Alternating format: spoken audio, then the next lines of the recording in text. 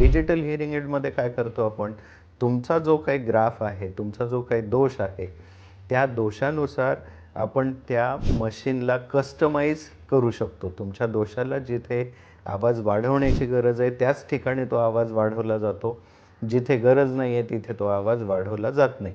त्याच्यामुळे जी तक्रार पूर्वी यायची की मशीन लावलं की भणभण भणभण आवाज येतो किंवा इतर आवाज मोठे येतात, गोंगाट येतो, तो प्रकार डिजिटल मशीनमध्ये होत नाही. डिजिटल मशीनसाठी आपल्याला सॉफ्टवेअर असतं आणि त्या सॉफ्टवेअरमध्ये आपण हा तुमचा जो ग्राफ आहे तो ग्राफ त्याच्यामध्ये इन्सर्ट करतो आणि या ग्राफनुसार त्या सॉफ्टवेअरच्या माध्यमातून त्या मशीनमध्ये बदल केले जातात. त्याच्यामुळे गोंधळ गोंगाट पूर्णपणे कमी होतो.